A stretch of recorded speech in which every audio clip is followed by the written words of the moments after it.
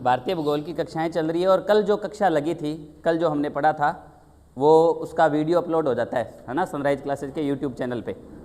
तो कल जिसने नहीं पढ़ा था, कल जिसने क्लास नहीं लगाई थी, वो अपनी क्लास लगा ले। कल सनराइज क्लासेज यूट्यूब चैनल है, गरसाना लिख देना, सनराइज क्लासेज गरसाना, उसके ऊपर भारत के भूगोल की जो पहली क्लास मैंने लगाई है वो अपलोड मिलेगी आपको, ठीक है। और इससे पहले भारत का सामान्य परिचय जो करवा दिया वो भी मैं 1-2 दिन में देखूंगा, अलग टाइम निकाल करके अपलोड कर दूंगा, जो आपने अगर नहीं पढ़ा है किसी ने तो, ठीक है।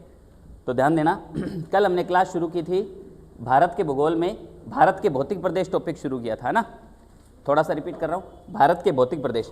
अब भौतिक का तात्पर्य क्या होता है, भारत के धरातल की स्थिति किस प्रकार की है, धरातल किस प्रकार का है, कहीं मिट्टी है, कहीं पहाड़ है, कहीं पर्वत है, कहीं जो है रेतीला मैदान है, कहीं समतल मैदान है, कहीं नदियां बह रही हैं, उस हिसाब से कहीं तट है समुद्र का, कहीं द्वीप है, इस हिसाब से बात करें तो भारत के भौतिक प्रदेश कितने प्रकार के, फिजिकल पार्ट ऑफ इंडिया की बात कर रहे थे, ये टॉपिक था हमारा।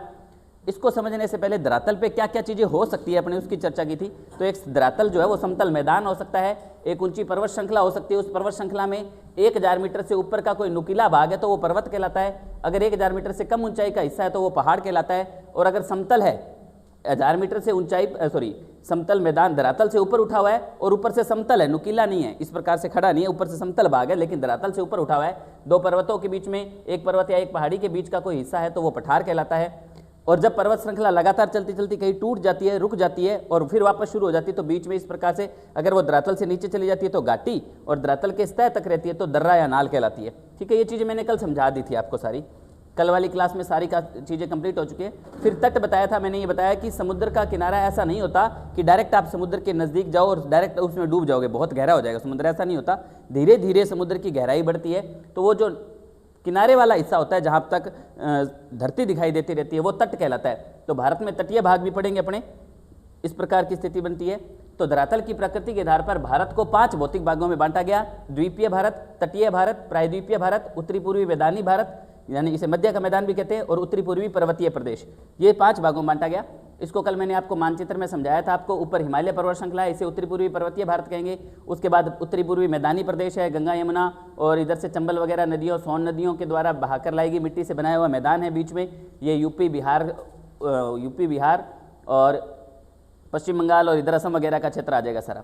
बीच का ये जो हिस्सा है प्रायद्वीपीय पठार कहलाता है, प्रायद्वीपीय भारत या प्रायद्वीपीय पठारी भारत इसको लिखेंगे, ज़्यादा सही रहेगा, पठार है। ये ऊपर से समतल, धरातल से ऊपर उठा हुआ, ऊपर से समतल भूभाग है, प्रायद्वीपीय पठारी भारत। ये किनारे पर तटीय भारत है और समुद्र के अंदर ये जो द्वीप है बने हुए वो द्वीपीय भारत है, ठीक है। अब हम बात करेंगे द्वीपीय भारत पे। सबसे पहले पहला पॉइंट पढ़ेंगे, भारत के भौतिक प्रदेशों को मैंने 5 भागों में बांटा और पहला भाग हम पढ़ेंगे आज द्वीपीय भारत।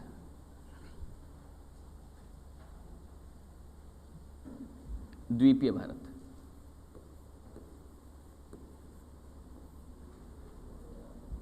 द्वीपीय भारत यानी भारत के द्वीप कौन कौन से है उसके बारे में चर्चा करेंगे, द्वीपीय भारत के बारे में बात करेंगे। पहला भौतिक प्रदेश पढ़ रहे हैं आज हम, कौन सा, द्वीपीय भारत, ये ध्यान रखना, ठीक है।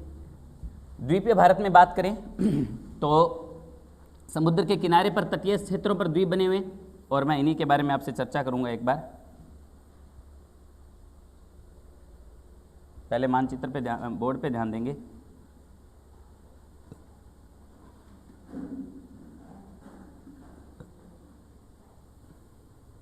इस प्रकार से भारत की स्थिति है। मैं एक चीज़ बताता हूँ आपको सबसे पहला जो द्वीप मैं पढ़ाऊँ, अब इस द्वीपीय भारत में हम क्या पढ़ेंगे, भारत के द्वीप पढ़ेंगे। द्वीपीय भारत में क्या पढ़ेंगे, भारत के द्वीप पढ़ने हमने, है ना। और भारत के द्वीपों में सबसे पहले मैं आपको बताऊँगा 2 भागों में बांट के पढ़ेंगे, एक तो इधर बंगाल की खाड़ी के द्वीप और एक इधर अरब सागर के द्वीप, है ना। द्वीपीय भारत को 2 भागों में बांट देंगे, बंगाल की खाड़ी के द्वीप, बंगाल की खाड़ी के द्वीप, और दूसरा अरब सागर के द्वीप, अरब सागर के द्वीप। दोनों में अंतर है, दोनों अलग अलग तरीके से बने हुए हैं। बंगाल की खाड़ी के द्वीप कैसे बने हुए हैं, कौन सा द्वीप कैसे बना है, बंगाल की खाड़ी के द्वीप कैसे बने, अरब सागर के द्वीप कैसे बने, परवाल बीती या मूंगे की चट्टान से बने हुए द्वीप क्या होते हैं, ये सारी चीज़ों में एटोल द्वीप क्या होते हैं, इन सारी चीज़ों पे अपने चर्चा करेंगे अभी। अच्छा ध्यान दें, आपने भारत में एक नदी का नाम सुना है,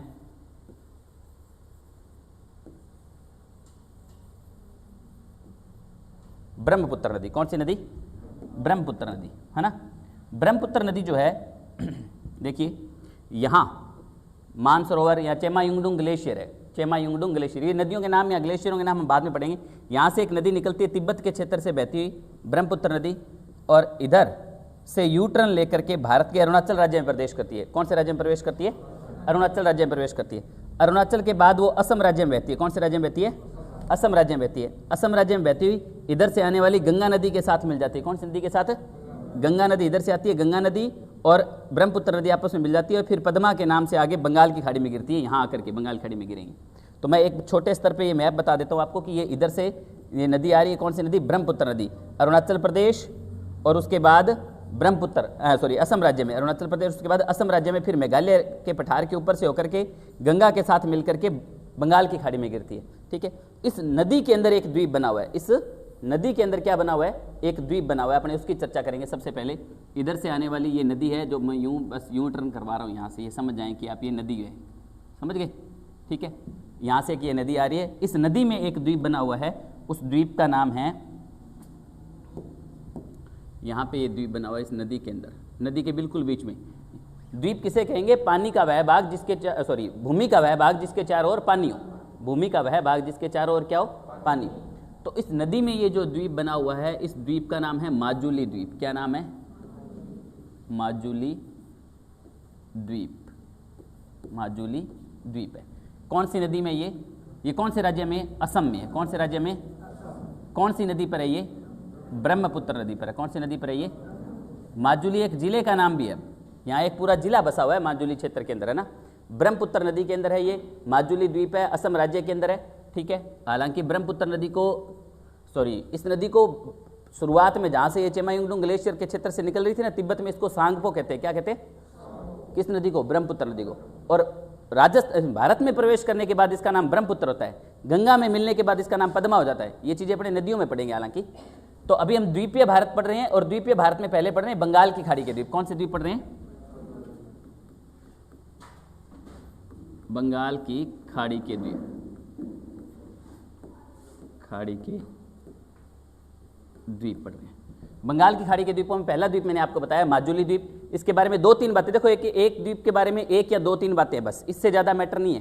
ठीक है, इंडिया जीके कभी भी बहुत डीपली नहीं पूछा जाता। आप आरएस का पेपर उठा लेना, अभी जो आरएस 2021 का एग्जाम हुआ, कहीं भी बहुत ज़्यादा गहराई में नहीं पूछा। वर्ल्ड ज्योग्राफी, इंडिया ज्योग्राफी बहुत ज़्यादा गहराई में बहुत कम पूछा जाता है। इसलिए इन सारी चीज़ों के बारे में, सारे जो पॉइंट होते हैं ना, उनके बारे में 1-1, 2-2 बातें पता हो, आपका क्वेश्चन गलत नहीं होता कभी भी। ठीक है, तो माजुली द्वीप असम के अंदर है, ब्रह्मपुत्र नदी पर है, और विश्व का सबसे बड़ा नदीय द्वीप है। विश्व का सबसे बड़ा नदीय द्वीप, सबसे बड़ा नदीय द्वीप। नदीय द्वीप समझते हो? नदी के अंदर इतना बड़ा द्वीप कहीं नहीं बना हुआ। वैसे विश्व का सबसे बड़ा द्वीप कौन सा है? ग्रीनलैंड। विश्व का सबसे बड़ा द्वीप कौन सा है? विश्व के मानचित्र दिया मैंने आपको, उसमें देखा होगा आपने, ये इधर कनाडा के ऊपर की साइड ग्रीनलैंड बना हुआ है ना, वो ग्रीनलैंड विश्व का सबसे बड़ा द्वीप है। विश्व का सबसे बड़ा नदीय द्वीप, नदी के अंदर बना हुआ सबसे बड़ा द्वीप माना जाता है माजुली द्वीप। ठीक है ना। हालांकि वर्ल्ड ज्योग्राफी जब हम पढ़ते हैं ना, जब कोई और क्षेत्र के अंदर वर्ल्ड ज्योग्राफी पढ़ाई जाती है, किसी दूसरे देशों के संबंध में जब पढ़ते हैं, आप विश्व एटलस जब पढ़ते हो, तब माजुली द्वीप को सबसे बड़ा द्वीप नहीं माना जाता है। लेकिन अपने को यही मानना है कि विश्व का सबसे बड़ा नदीय द्वीप कौन सा है? माजुली है। ठीक है, असम के अंदर हो गया। एक द्वीप के बारे में इतनी जानकारी है। असम में है, ब्रह्मपुत्र नदी पर है, विश्व का सबसे बड़ा नदीय द्वीप है। ठीक है, और यहाँ पर एक पुल बनाया गया है, इस साइड से इस साइड और इस साइड से इस साइड जाने के लिए। असम में ब्रह्मपुत्र नदी के ऊपर एक पुल बनाया गया है, जिसका नाम है, क्या नाम है अभी? बोगबिल। बताया मैंने आपको। यहाँ पर है 2 पुल याद रखने आपने, एक तो बोगबिल पुल, बोगबिल पुल है। ये भारत का सबसे बड़ा रेल सड़क पुल है। वैसे रेल पुल माना जाएगा, रेल सड़क पुल है ये। ठीक है, एक तो बोगबिल पुल है, एक पुल हो रहा है यहीं पे, इसी जगह इसको नोट लगा के लिखेंगे याद रहने के लिए। नोट 2 चीज़ें याद रखें, अपनी इंडिया ज्योग्राफी में दोनों ही काम किए। एक पुल है जिसका नाम है भूपेन हजारिका, भूपेन हजारिका पुल।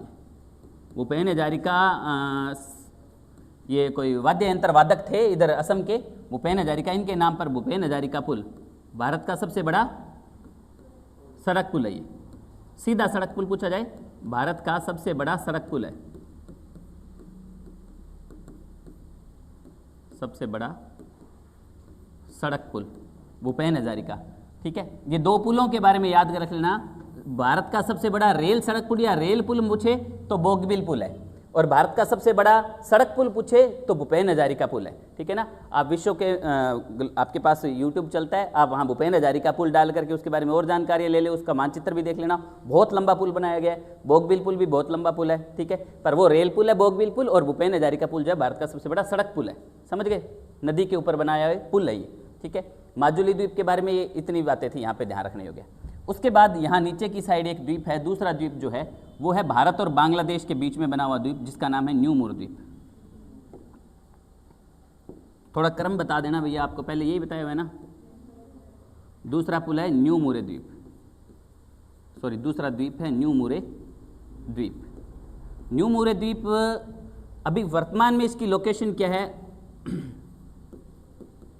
वर्तमान में यह जलमग्न हो गया, जलमग्न हो गया है। अब ये बाहर नहीं है, इस पर चाहे बाहर ना हो, इस पर पेट्रोलियम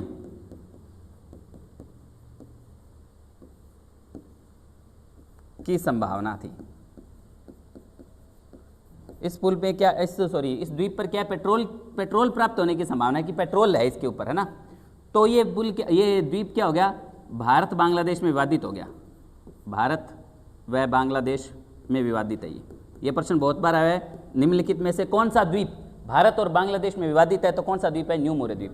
भारत बांग्लादेश में विवादित, भारत बांग्लादेश में विवादित था ये, अब नहीं है विवादित, अब नहीं है विवादित, पहले विवादित था ये न्यू मूरे द्वीप, क्योंकि इस पर पेट्रोलियम की संभावना थी, इसलिए इसके ऊपर सारे हक जता रहे थे। देखो कोई डंकी ज़मीन होती है ना, तो सारे कहते हैं कि ये मेरी है मेरी है, अगर डंकी ना हो तो कहीं तेरी है, कोई बात नहीं, छोड़ दी इसको, रहने देते हैं ना, चाहे ज़मीन हो चाहे कुछ भी हो, डंकी होनी चाहिए। भारत बांग्लादेश में विवादित ये न्यू मूरे द्वीप। कब विवाद समाप्त हुआ? 100 कौन सा संविधान संशोधन? 100वां संविधान संशोधन, आपको याद हो 100वां संविधान संशोधन द्वारा, 100वें संविधान संशोधन द्वारा बांग्लादेश से सीमा विवाद समाप्त किया गया था, बांग्लादेश से सीमा विवाद समाप्त किया गया। भारत बांग्लादेश में जो सीमा विवाद था ना, सीमा विवाद समाप्त किया गया।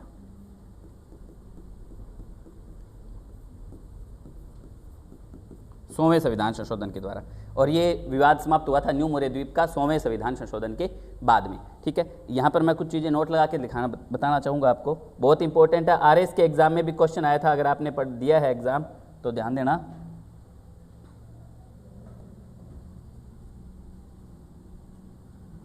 कुछ संविधान संशोधन हैं जो आपको याद होने चाहिए, और कांस्टेबल के विद्यार्थी तो खास तौर से ध्यान दे लेना, सिंपल से प्रश्न आते हैं और संविधान संशोधन इंपॉर्टेंट हुए। 99वें संविधान संशोधन से रिपीट करते अपने 99वां संविधान संशोधन, कोई बता सकता है क्या था? क्या था 99वां संविधान संशोधन? चलो आप में से बताइए, अब तक कितने संविधान संशोधन हो गए? हाथ खड़े करना जिसको कॉन्फिडेंटली पता है कि अब तक कितने संविधान संशोधन हो गए। हाँ, पीछे हाथ खड़ा किया आपने, कितने हो गए बेटा? कितने संविधान संशोधन हो गए अब तक? हाथ तो खड़ा किया था बड़ा कॉन्फिडेंस से, मैंने कहा किसी और गलती से हो गया क्या वो है? देखा देखी हो गया? तो बताइए कितने संविधान संशोधन हो गए? ये ठीक है, तो जब हाथ खड़ा किया था कि मेरे को पता है तो फिर बता देना चाहिए ना क्या है। कल मैं ना हमारे स्कूल के अंदर, मैं वो 3री क्लास में एक स्टूडेंट है पूर्णिमा, तो उसको सिखा रहा था कि भाई 3री क्लास में होगी वो, और पिछले काफ़ी दिनों से ये बीएड वाले, प्री बीएड वाले, प्री बीएसटीसी वाले बच्चे आ रहे हैं, तो उन्होंने उनको 1000 तक गिनती सिखा रखी थी। मैंने उसको खड़ा करके बोला, मैंने कहा तू 5 तक गिनती बोल, 1 2 3 4 5 इतने बोलना है, 1 2। मैंने कहा आगे, कहा आगे बढ़िया गुजी, बस ठीक है थे तो आगे, मतलब वो 3 बोल ही ना, मतलब पूरा जोर लगा लिया। मैंने कहा भाई आपने इनको 1000 तक सिखा दी गिनती, 1000 तक हो गई इनकी गिनती, इनको याद हो गया, तो 3 तो बोलना ही नहीं आया इनको। फिर उसको खेल खूल खिलाया, कोई माहौल बनाया बढ़िया सा, फिर जा करके उससे बोलना शुरू किया। तो अभी मैं गाना गुना गाऊं कोई, है ना? चलो, 99वां संविधान संशोधन क्या था भाई? आरएस में एग्जाम में प्रश्न भी आया इस पे। अभी 2021 के आरएस एग्जाम में प्रश्न आया 99वां संविधान संशोधन। देखा ही नहीं गया क्या करना एग्जाम है आरएस का, अंतर है गणा ही हुआ है, गणा ही आवा है। 99वां संविधान संशोधन जो था वो था न्यायिक नियुक्ति आयोग से संबंधित। न्यायिक नियुक्ति आयोग बनाया गया था। सरकार ने कोशिश की थी न्यायपालिका के अंदर सेंध लगाने की, न्यायपालिका में घुसने की। देखो, भारत में कार्यपालिका, न्यायपालिका और व्यवस्थापिका, शक्ति के ये 3 अंग है, व्यवस्थापिका, कार्यपालिका और न्यायपालिका। व्यवस्थापिका और कार्यपालिका आपस में जुड़ी हुई है। न्यायपालिका का इससे कोई संबंध नहीं है। जज का प्रधानमंत्री से कोई लेना देना नहीं है, ना ही प्रधानमंत्री का कोई रोल है इसके अंदर, जज की नियुक्ति के अंदर, या जज कैसे बनेगा इसमें कोई रोल नहीं होता। सरकार का कोई रोल नहीं होता न्यायपालिका के अंदर। न्यायपालिका कंट्रोल करती है गवर्नमेंट को, ठीक है ना, अगर वो कुछ गलत करती है तो। परंतु नरेंद्र मोदी सरकार ने 99वें संविधान संशोधन के द्वारा सुप्रीम कोर्ट के संविधान में संशोधन करके सुप्रीम कोर्ट की जजों की नियुक्ति के अंदर सरकार को शामिल करने का प्रयास किया और एक संस्था बना दी थी न्यायिक नियुक्ति आयोग। न्यायिक नियुक्ति आयोग नाम से एक संस्था बनाई थी, आयोग का गठन किया था, ठीक है, जिसे बाद में सुप्रीम कोर्ट ने क्या कर दिया, सुप्रीम कोर्ट ने इसको रद्द कर दिया, सुप्रीम कोर्ट द्वारा रद्द। बाद में इस संविधान संशोधन को क्या कर दिया गया, सुप्रीम कोर्ट के द्वारा रद्द कर दिया गया था, ठीक है। बाद में 99वें संविधान संशोधन जो हुआ था, न्यायिक नियुक्ति आयोग बनाया गया था, सुप्रीम कोर्ट ने इस संविधान संशोधन को क्या कर दिया, रद्द कर दिया, इसको मान्य नहीं माना। सुप्रीम कोर्ट ऐसा कर सकती है, अगर गवर्नमेंट कोई ऐसा कानून बना देती है जो संविधान की मूल भावना के खिलाफ है, तो सुप्रीम कोर्ट को अनुच्छेद 13 और अनुच्छेद 35 इनके तहत ये अधिकार होता है कि वो सुप्रीम कोर्ट द्वारा बनाए गए कोई ऐसा सरकार द्वारा बनाए गए किसी ऐसे संविधान किए गए ऐसे संविधान संशोधन को जो संविधान की मूल भावना के खिलाफ हो, उनको रद्द घोषित कर सकती है। उसके बाद अपनी बात करें 100वां संविधान संशोधन। यहाँ से प्रश्न आ रहे हैं भैया, 100वां संविधान संशोधन क्या था, बताएगा कोई? 100वां संविधान संशोधन जूत मारना चाहिए था, सच बताना लगा, मजाक कौन, अभी बताया, कोई हाल नहीं है भैया। भारत बांग्लादेश सीमा विवाद को सॉल्व किया गया। भारत बांग्लादेश सीमा विवाद का हल किया गया। कोशिश की गई, 2 बीघा गलियारा सीमा विवाद था, बहुत से सीमा विवाद थे भारत के बांग्लादेश के साथ, तो उनको सुलझाने का, उनको सही करने का प्रयास किया गया। ये नरेंद्र मोदी की पड़ोस प्रथम नीति के तहत किया गया था। नरेंद्र मोदी का मानना है, या फिर हर किसी का मानना होना चाहिए कि पड़ोसियों के साथ अच्छी बन रही है तो बहुत बढ़िया होगा। अब अमेरिका और कनाडा के संबंध बहुत अच्छे हैं अंतर्राष्ट्रीय स्तर पर, इसलिए अमेरिका को कोई ज़्यादा दिक्कत नहीं होती। अमेरिका कहीं दूसरे देश में जाकर के काम कर सकता है, क्योंकि उसको पता है भी कनाडा मित्र है, कनाडा के साथ कोई दिक्कत नहीं है। अब आपके पड़ोसी से अच्छी बनती नहीं है, दिन रात आप पड़ोसी के ऊपर नजर रख रहे हो कि ये कुछ खराब ना कर दे, ये कुछ खराब ना कर दे, तो तुम कहीं दूसरी जगह जाके काम नहीं कर सको, क्योंकि पीछे से हो सकता है वो कुछ खराब ना कर दे, है ना। तो पड़ोसियों से बढ़िया संबंध होने चाहिए, और घने बढ़िया बड़े भी काम के को नहीं। हाँ, 101वां संविधान संशोधन, है ना, लिमिट के होने चाहिए, आगे वाले को डर रहना चाहिए थोड़ा। 101वां संविधान संशोधन बहुत फेमस रहा, बहुत विरोध हुआ, अच्छे से याद होना चाहिए। तो जीएसटी है ना, कितने लोग ऐसे हैं जो इसकी फुल फॉर्म बता सकते हैं? डिटेल बताना तो बहुत दूर की बात है, फुल फॉर्म बता सकते हैं, हाथ खड़े करना। अभी मेरे को सर इसकी फुल फॉर्म पता है जीएसटी की,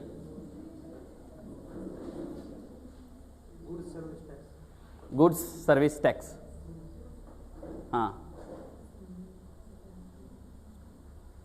शाबाश, सनराइज की नाक डबो दी, कहते ही को नहीं डबो के दी। Goods and service tax. Goods मतलब क्या होता है? अच्छा अच्छा, शाबाश, ला अगरबत्ती ले क्या, जा ले क्या।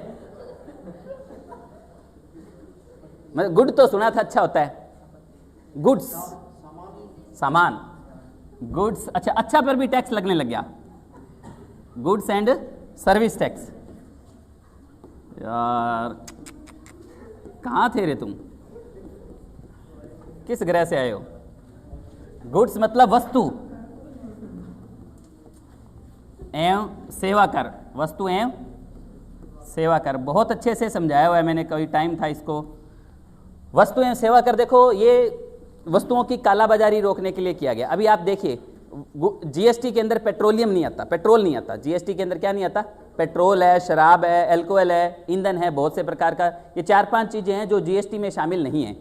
मतलब ये था GST goods and service tax, मतलब पूरे भारत में हर वस्तु पर एक समान टैक्स होना चाहिए। आप देखो पेट्रोल पर पूरे भारत में एक समान टैक्स नहीं है।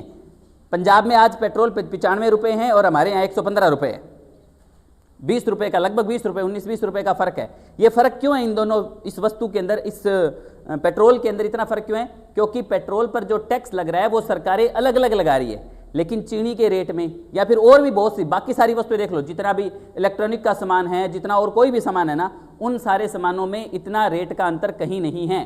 क्यों नहीं है? क्योंकि सारी पूरे भारत में जीएसटी लागू होने के बाद सभी वस्तुओं पर टैक्स जो है वो एक समान कर दिया गया है, जिसकी अलग अलग दरें हैं, 0% है, 5%, 8%, 12%, 18%, इस प्रकार की अलग अलग दरें। पूरे भारत में एक समान टैक्स लगेगा। अब मान लीजिए सैमसंग का एलईडी टीवी है, सैमसंग का टीवी है, अगर राज्य सरकार उस पर 18% टैक्स ले रही है तो पंजाब सरकार भी उस पर 18% ही टैक्स लेगी, तमिलनाडु भी उस पर 18% टैक्स लेगा, सब में एक समान टैक्स है। लेकिन पेट्रोलियम में ऐसा नहीं है, पेट्रोल में टैक्स क्या लग रहा है, सब जगह अलग अलग लग रहा है, इसलिए रेट क्या है, अलग अलग है। इसका क्या नुकसान है? इससे कालाबाजारी बढ़ती है। रेट अलग अलग होने से क्या होता है? कालाबाजारी। अब रेट वहां 95 रुपये, यहाँ 115 रुपये, तो लोग वहां से लाकर यहाँ बेचते हैं ना। कौन कौन बेचते हैं बताओ? बेच रहे हैं, होता है ना ऐसा। तो ये ऐसा क्यों हो रहा है? क्योंकि पेट्रोलियम जीएसटी में शामिल नहीं है, पेट्रोलियम जो है वो जीएसटी में शामिल नहीं है, इसलिए ऐसा हो रहा है। समझ आई बात? और पेट्रोलियम को जीएसटी में जल्दी से शामिल किया भी नहीं जा सकता, क्योंकि इससे राज्य की आय बहुत ज़्यादा हो रही है और सरकार, बहुत से राज्यों को घाटा होगा इससे। अब मान लीजिए जीएसटी लागू कर दिया जाए, और जीएसटी लागू करते ही राजस्थान में पेट्रोल धड़ाम से 115 से आकर के 95 या 100 के ऊपर आना पड़ेगा उसको, इतना कम हो जाएगा रेट पेट्रोल का। इसका नुकसान किसको होगा? क्योंकि वेट लगा कौन रहा है? राज्य सरकार लगा रही है, नुकसान होगा राज्य सरकार को। अब राज्य सरकार नहीं मानती, कहते भाई ऐसे तो आप सारी चीज़ों पे जीएसटी लगा दोगे तो हमारे को तो जिन चीज़ों से ज़्यादा आय हो रही है उन चीज़ों पे अगर हम टैक्स नहीं लगाएंगे तो हमारी इनकम कैसे होगी? इसलिए कुछ चीज़ों को जीएसटी से बाहर रखा गया, इनको धीरे धीरे समय के अनुसार जीएसटी में लाया जाएगा। ठीक है, तो 101वां संविधान संशोधन था, वो जीएसटी था, गुड्स एंड सर्विस टैक्स, वस्तु और सेवा पर लगने वाला कर। जो भी वस्तु का उत्पादन होता है हमारे देश के अंदर, उस पर सरकार टैक्स लगाती है। क्यों लगाती है? चलो ये बताओ। मान लीजिए कि ये पेन बना, इस पर सरकार टैक्स लेगी। क्यों ले रही है सरकार इस पर टैक्स? सरकार को और कमाई क्या है? उस दूसरी बात की, इसको बनाने के लिए उसने जो भी इस चीज़ को बनाने वाली कंपनी थी, उसने भारत की हवा का इस्तेमाल किया, भारत के पानी का इस्तेमाल किया, उसने भारत की सड़कों का इस्तेमाल किया, भारत के परिवहन का इस्तेमाल किया उसने, है ना। सरकार उसको इन चीज़ों को बनाने के लिए सुविधाएं मुहैया करवा रही है।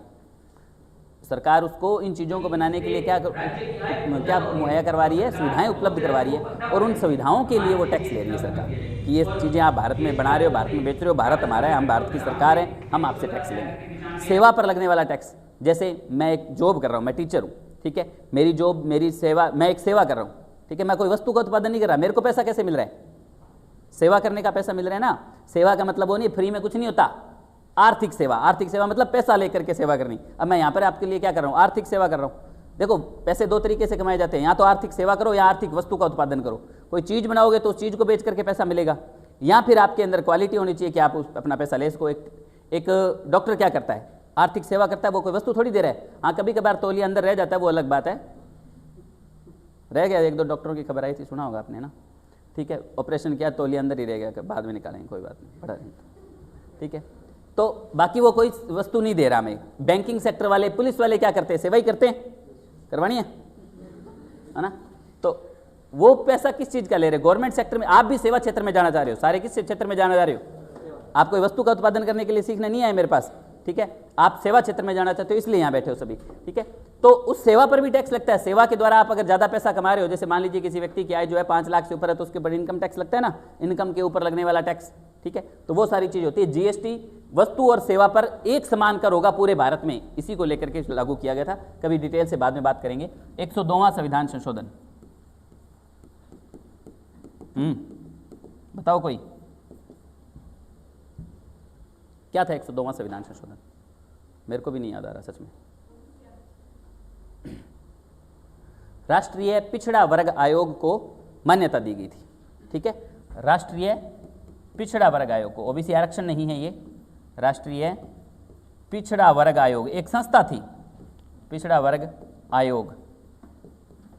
आयोग को संवैधानिक दर्जा, को संवैधानिक, अनुच्छेद 342 में भी ऐसा कुछ है इसका, 342 ये 342A में कुछ संवैधानिक दर्जा।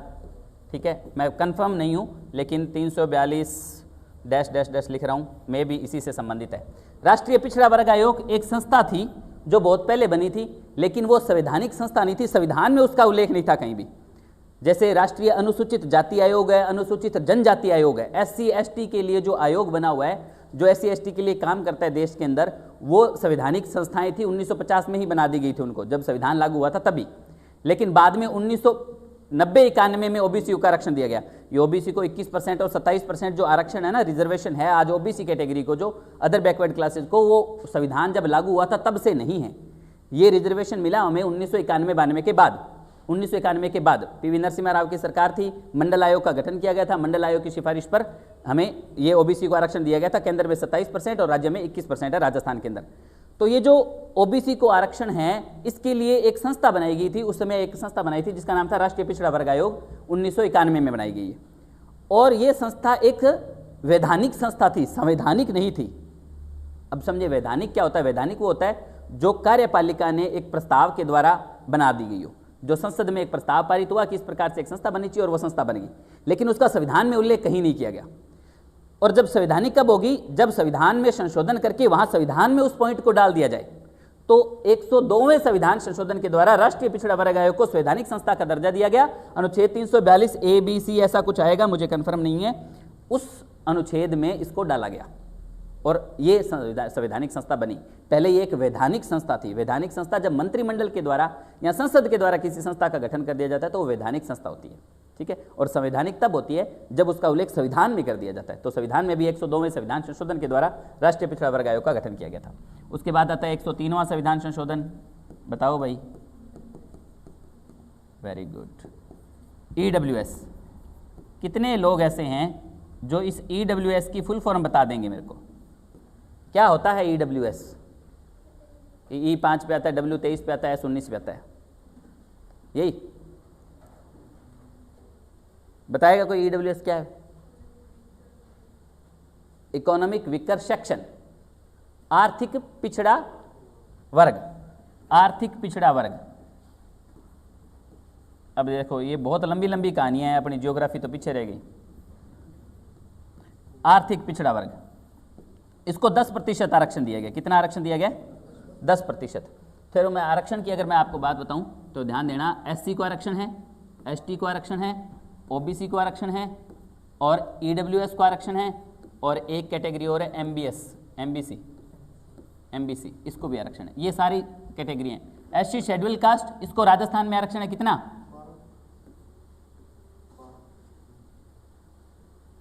12,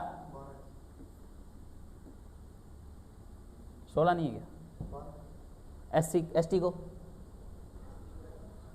को है 12, 16% आरक्षण है SC को। ST को है 12%, OBC को 21%। कितना हो गया?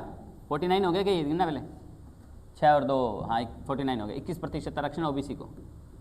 अब देखो 100 सीटों में ये ग्राफ निकल रहा है, ध्यान देना। कितनी सीटें होती हैं?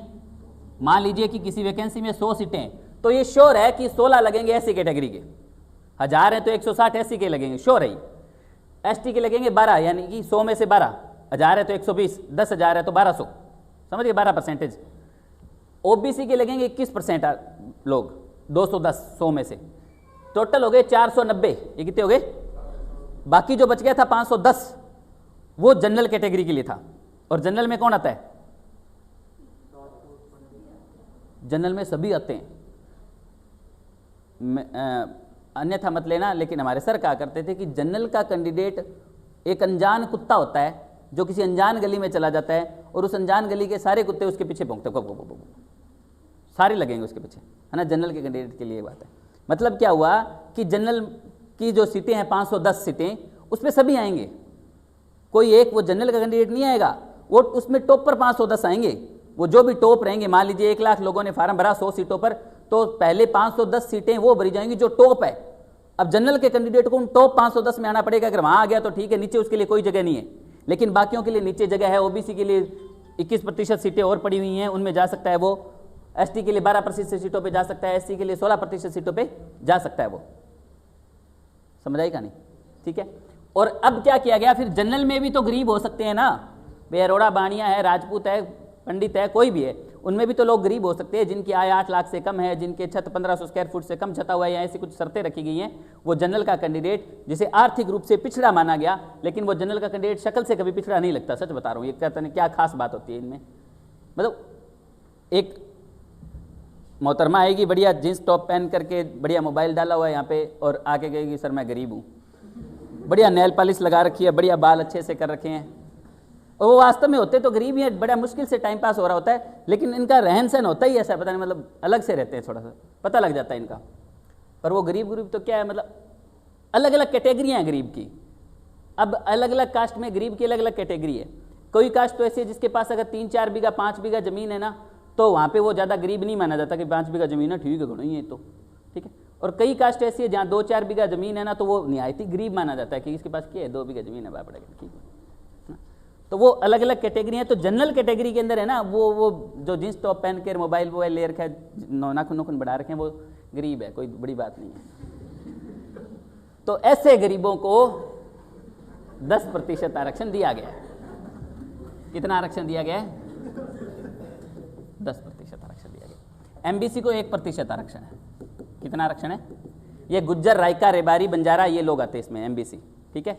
गुज्जर, रायका, रेबारी, बंजारा, ये 5 कास्ट हैं इसके अंदर आती हैं जो एमबीसी के अंतर्गत आती है। तो ये आरक्षण का है सिस्टम भैया, देख ले, ठीक है। 16% एससी को, एसटी को 12%, ओबीसी को 21, ईडब्ल्यूएस को 10 और एमबीसी को 1%, टोटल 60% आरक्षण हो गया। कितने परसेंट आरक्षण हो गया? 60। बच गई सारी 40% सीटें ऊपर। वो 40% सीटें उच्च सागर की हैं। अगर आप जियोग्राफी में समझाऊं मैं इस बात को कि वो 40% सीटें उच्च सागर के अंतर्गत आती है। प्रादेशिक एरिया, विच्छिन्न मंडल है ना, क्षेत्रीय सागर को छोड़ के जो लास्ट में उच्च सागर बचता है ना 200 नॉटिकल मील के बाद, वो उच्च सागर में आता है। अब उच्च सागर का मतलब क्या होगा? उच्च सागर में कौन जा सकता है? सभी देशों का समान अधिकार होता है। तो 40% सीटों पर कोई भी जा सकता है, वो 40 जो सीटें बच गई, ठीक है। चलो 103वां संविधान संशोधन, ईडब्ल्यूएस आर्थिक पिछड़ा वर्ग को 10% आरक्षण दिया गया। 104वां संविधान संशोधन, क्या? आरक्षण की समय सीमा 10 वर्ष बढ़ाई गई। एससी एसटी आरक्षण, एससी एसटी आरक्षण 10 वर्ष बढ़ाया गया। कब तक कर दिया गया है? 10 वर्ष बढ़ाया 104वें संविधान संशोधन के द्वारा। कब तक कर दिया गया? 2031 तक, 30 तक मानिए, 2030 तक बढ़ा दिया। एससी एसटी को ये जो आरक्षण है ना, एससी एसटी का ये जो आरक्षण है, यहाँ इनका जो राजनीति में जो आरक्षण है, वो सब बढ़ा दिया गया। कितने सालों के लिए? 10 सालों के लिए। देखो मूल संविधान जब बना था 1950 को, 26 जनवरी 1950 को जब संविधान लागू हुआ था ना, उस समय ये स्थिति देखी गई कि एससी एसटी वर्ग के जो लोग हैं, ठीक है, जो निम्न वर्ग के लोग हैं, जिन्हें शूद्र माना जाता था, उनकी स्थिति बहुत ही खराब है। इसलिए इनको क्या दो? आरक्षण दो नौकरियों में, राजनीति में, कि ये लोग आगे आएँ, वरना ये आगे नहीं आ पाएंगे। जनरल कैटेगरी के लोग या बिश्नोई जाट जो, वो इनको कभी आगे नहीं आने देंगे। ये कुछ मान्यता थी और वे वास्तविकता भी थी। उस समय आवश्यकता थी एससी एसटी को आरक्षण देने की, तो उस समय आरक्षण दिया गया कि 10 साल आरक्षण दे दो इनको, 10 सालों में तो हो जाएंगे बराबर। लेकिन 10 साल बाद जब समीक्षा की गई 1950 में, 1960 तक आरक्षण दिया गया। 1950 में जब आरक्षण दिया गया एससी एसटी को, कब तक लिया गया? तो 1960 तक के लिए आरक्षण दिया गया। 1960 में जब देखा गया कि अभी भी वो स्थिति नहीं आई है, सामान्य स्थिति, कि इनको आरक्षण ना दिया जाए, तो आगे 1960 से 1970 तक बढ़ा दिया गया, फिर 70 से 80 तक बढ़ा दिया गया, फिर 80 से 90, 90 से 2000 तक, 2000 से 2010 तक, 2010 से 2020 तक, अब 2020 से 2030 तक कर दिया गया। 104वें संविधान संशोधन के द्वारा आरक्षण को समय सीमा बढ़ा दी गई है। समझ आई बात? और सामान्य स्थिति तो अभी भी नहीं आई है, सच बता रहा हूँ, वो पता नहीं कब आएगी। एससी एसटी का आरक्षण 10 वर्ष बढ़ाया गया 2030 तक। और 104वें संविधान संशोधन के द्वारा एक काम और किया गया था, एंग्लो इंडियन का आरक्षण समाप्त। एंग्लो इंडियन, अब ये क्या बला आ गई?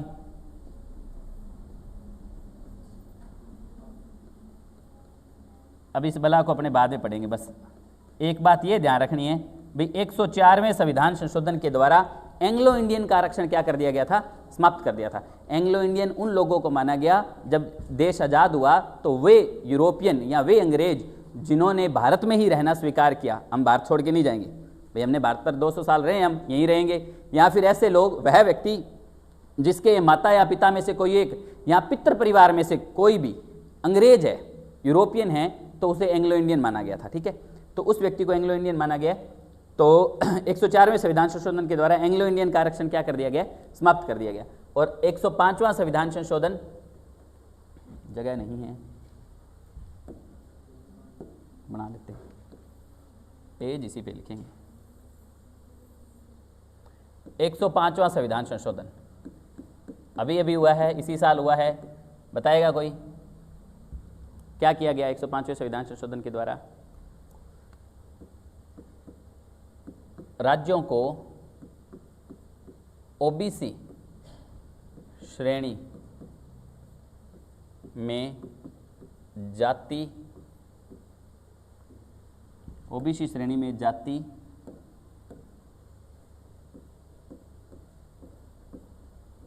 व ओबीसी श्रेणी के आरक्षण के निर्धारण